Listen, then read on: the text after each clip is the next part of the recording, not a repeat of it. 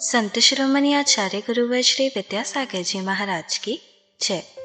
अरहम युग प्रणेता पूज्य गुरुवर श्री प्रणम सागर जी महाराज की जय। ओम अरहम नमः। धर्म प्रेमी बंधुओं, श्री तत्वार्थ सूत्र ग्रंथराज जी के पंचम अध्याय की कक्षा में आप सभी का स्वागत है। अब हम अध्याय 5 में सर्वज्ञ देव द्वारा बताए गए जैन कॉस्मोलॉजी का अध्ययन करेंगे, जिससे हमारी ब्रह्मांड की रचना संबंधी कॉन्सेप्ट्स क्लियर हो जाएंगे और हमारे मोक्ष मार्ग को और भी सुदृढ़ बनाएंगे।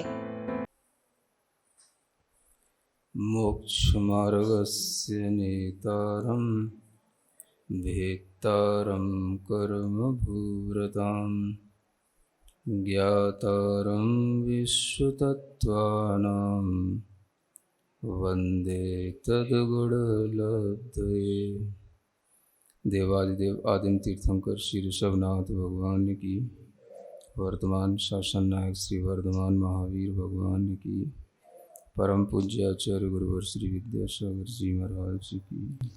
तो उस द्रव्य की अपेक्षा से उसको देखो, किसके लिए, इसके ऊपर क्या चल रहा है। कहीं कुछ चल रहा है, कहीं कुछ चल रहा है।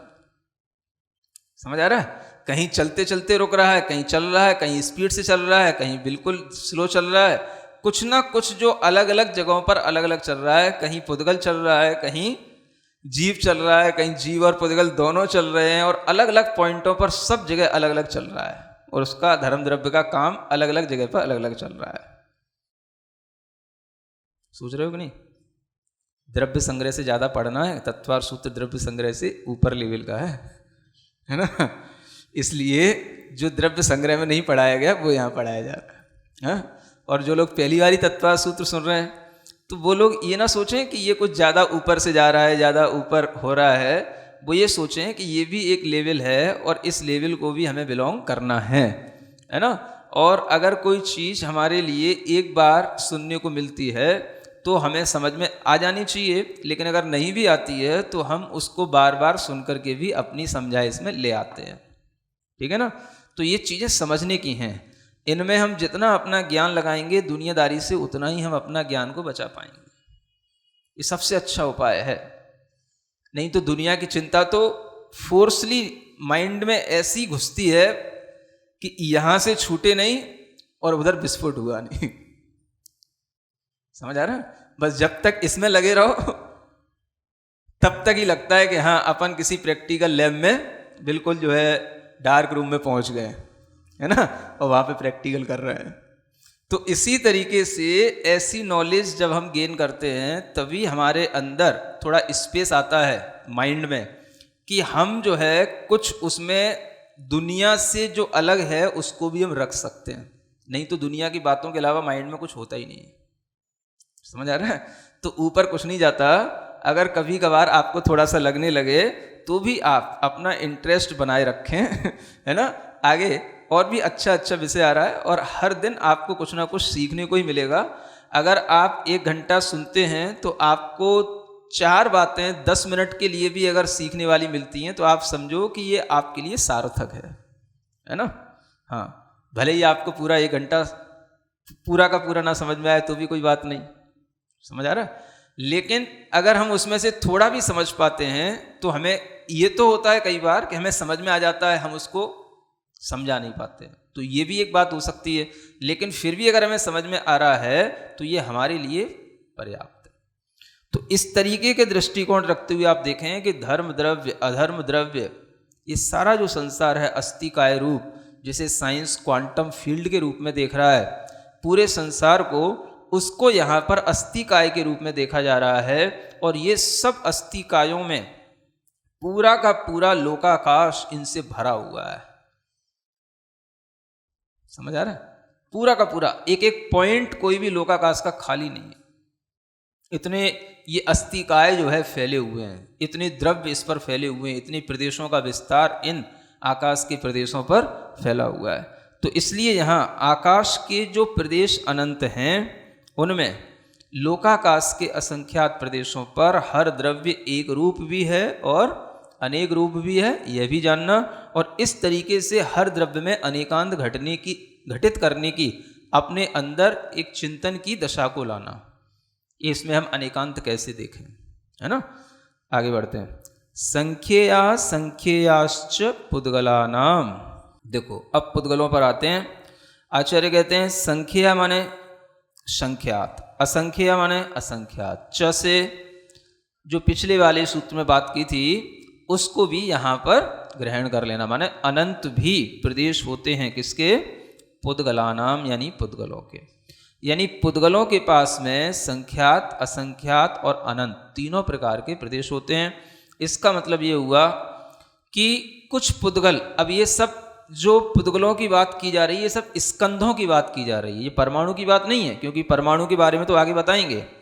यहाँ किसकी बात की जा रही है, स्कंध की बात की जा रही है, क्योंकि स्कंद में ही एक से अधिक प्रदेश होंगे। संख्यात हो गया, एक से अधिक हो गया, समझ आ रहा है।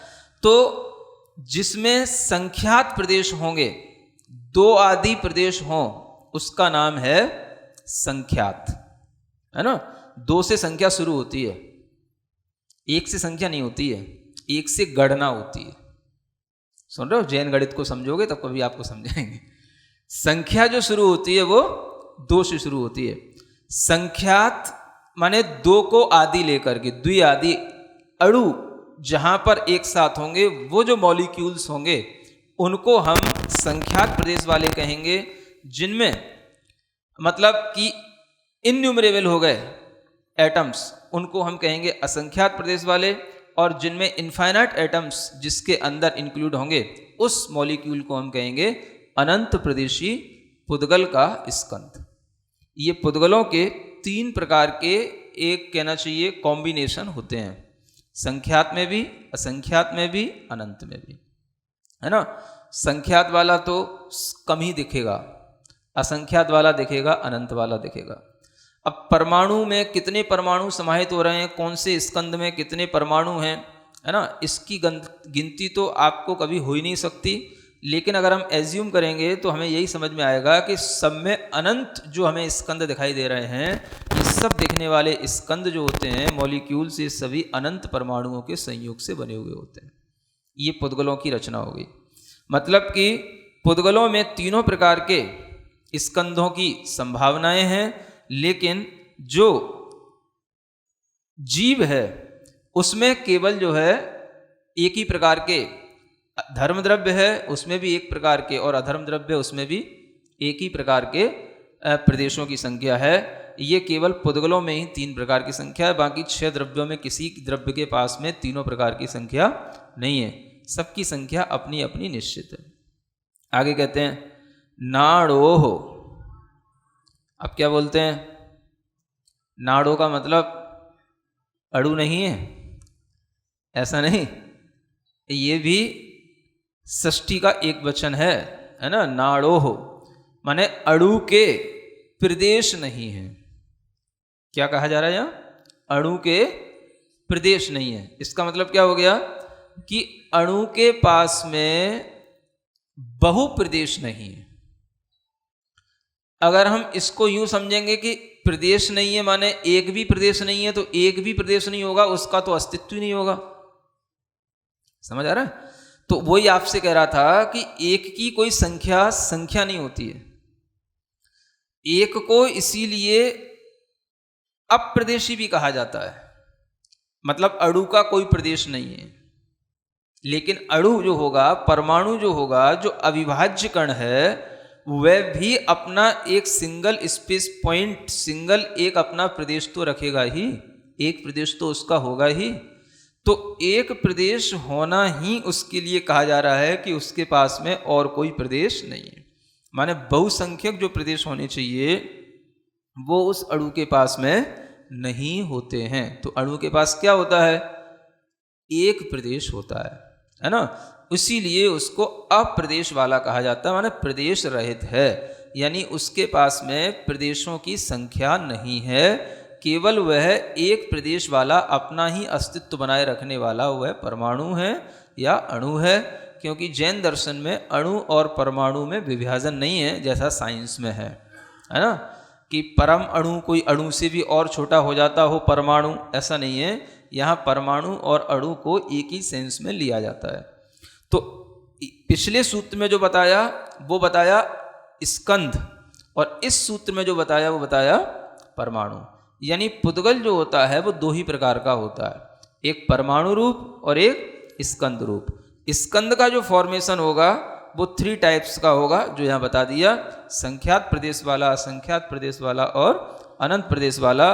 और जो सिंगल एक एटम होगा उसका कोई अपना एक प्रदेश के अलावा और कोई प्रदेश नहीं होता, इसलिए उसको अप्रदेशी कहा जाता है ना।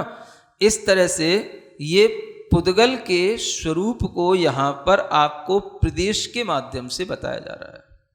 अब प्रदेश के माध्यम से समझ करके ही आपको ये जानना है कि पुद्गल में इतना सारा का सारा ये सब जो रचना होती रहती है और ये सब पुद्गल जुड़ता रहता है, इकट्ठा होता रहता है, इन सब पुद्गलों के अंदर जो क्रिया होती रहती है, इसी कारण से ये पुद्गल जो है क्रियावान कहलाते हैं, है ना।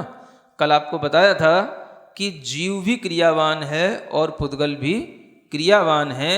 बाकी के जो द्रव्य हैं उनमें क्रिया इसीलिए नहीं होती क्योंकि वो द्रव्य शुद्ध हैं। और शुद्ध द्रव्य में भी अगर हम क्रिया देखें तो हम आपको एक चीज़ और बता सकते हैं जो हम कल नहीं बताए थे, है ना। टाइम है, 1 मिनट में बताता हूँ। शुद्ध जीव में भी कैसी क्रिया होती है, सुन रहे हो। कल क्या बताया था मैंने, शुद्ध जीव में क्रिया नहीं होती है। अब आज कह रहा हूँ शुद्ध जीव में भी क्रिया होती है। यूँ नहीं कहना महाराज कि आप कभी कुछ बोलते हो कभी कुछ बोलते हो, आपको पता नहीं रहता है ना। पता है हमें, इसलिए मैं याद दिला रहा हूँ आपको कि कल मैंने क्या बोला था कि शुद्ध जीव में क्रिया नहीं होती है। अब देखो शुद्ध जीव में क्रिया, आप थोड़ी देखें, दृष्टि अपनी पैनी करें तो आपको शुद्ध जीव में भी क्रिया दिखेगी। कौन सी क्रिया? क्रिया तो उसी को बताया गया जो एक स्थान से स्थानांतर होने वाली हो। शुद्ध आत्मा भी एक स्थान से दूसरे स्थान पर जाते हैं, नहीं जाते ना? नहीं तो बोलो, कब जाते हैं? विग्रह में शुद्ध आत्मा कहाँ होती है? हाँ सही, ठीक ठीक है ना।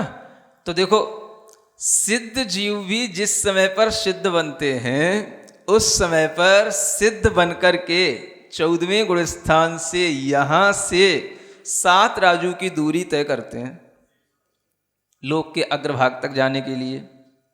उस समय वो सिद्ध होकर के ही तो कर रहे हैं, सिद्ध तो हो गए, और सिद्ध होने के बाद में वो है उनके लिए 7 राजू की दूरी तय हो रही है। एक क्रिया एक समय के लिए तो हो रही है। जैन साइंस जो है एक एक समय की भी जो परिणति है उसको भी पकड़ता है। तो एक समय की भी जो क्रिया हो रही है वो सिद्ध जीवों की क्रिया हो गई। उसके बाद में वो सिद्ध जीव फिर क्रिया से रहित हो गए। समझ आ रहा है? तो ये देखो, ये अपेक्षाएं होती हैं कि किसी अपेक्षा से सिद्ध जीव में भी क्रिया हो गई। एक समय के लिए ही हुई और बहुत बड़ी क्रिया है। एक समय में 7 राजू तय कर लेना, समझ आ रहा है ना। तो ये उनके अंदर की सबसे बड़ी क्रिया है। इसलिए कल जो आपको बताया था शुद्ध जीव में क्रिया नहीं होती, वो उनके लिए जो शुद्ध बन करके बैठे हैं। और आज जो बताया वो किन के लिए? जो शुद्ध बन करके बैठने वहां जा रहे हैं। दोनों में अंतर हो गया। तो इस तरह से जीवों में क्रिया भी है, पुद्गलों में भी क्रिया है जो आपको दिखाई दे रही है, बाकी के किसी द्रव्यों में क्रिया नहीं है। इसलिए यहाँ पर जो भी सूत्र आए हैं उन सूत्रों का अच्छे ढंग से चिंतन मनन करें, आपको बड़ा अच्छा लगेगा और आपके ज्ञान का विकास होगा। आज के लिए इतना ही पर्याप्त। ओम अरहम नमः। तो चलिए आज की कक्षा का एक क्विक रिवीजन कर लेते हैं। हमने जाना कि हर द्रव्य की तरह धर्म द्रव्य में एकत्व भी है और अनेकत्व भी। यह द्रव्य एक है जो अन्य द्रव्यों को चलाने में सहायक है, लेकिन अन्य द्रव्यों की अपेक्षा से इसके अलग अलग पॉइंट्स पर अलग अलग द्रव्य अलग अलग गति से चल रहे हैं। जैसे कहीं पुद्गल, कहीं जीव और कहीं जीव और पुद्गल दोनों चल रहे हैं। मुनिश्री ने बताया कि इस श्री तत्वार्थ सूत्र ग्रंथ में वो भी पढ़ाया जाएगा जो द्रव्य संग्रह ग्रंथ में नहीं पढ़ाया गया। हमें इस ऊपर के लेवल को भी बार बार सुनकर समझना है। अपने ज्ञान को ऐसे शुभ में लगाकर हम दुनियादारी की विस्फोटक चिंताओं से बच सकते हैं।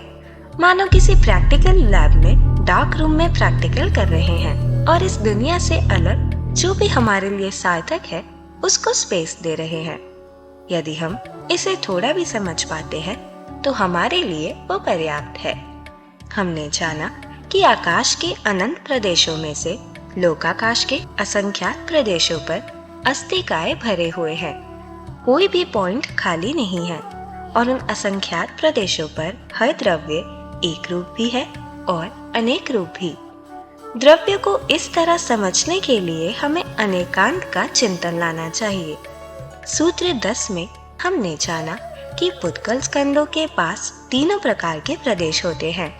संख्यात प्रदेश यानी 2 या 2 से अधिक परमाणु का स्कंद, असंख्यात प्रदेश यानी इनन्यूमरेबल एटम्स और अनंत प्रदेश यानी इनफाइनाइट एटम्स। शेष 5 द्रव्यों में प्रदेशों की संख्या निश्चित होती है। जीव, धर्म और अधर्म द्रव्य में यह असंख्यात होती है। हमने जाना कि जैन गणित में संख्या अंक 2 से शुरू होती है, अंक 1 से गणना शुरू होती है और स्कंद में 1 से अधिक प्रदेश होते हैं। इसमें दिखाई देने वाले स्कंद या मॉलिक्यूल अनंत परमाणुओं के संयोग से बने हुए होते हैं। इन परमाणुओं की गिनती नहीं हो सकती। सूत्र 11 से हमने समझा कि अणु के प्रदेश नहीं है, यानी अणु बहुप्रदेशी नहीं है।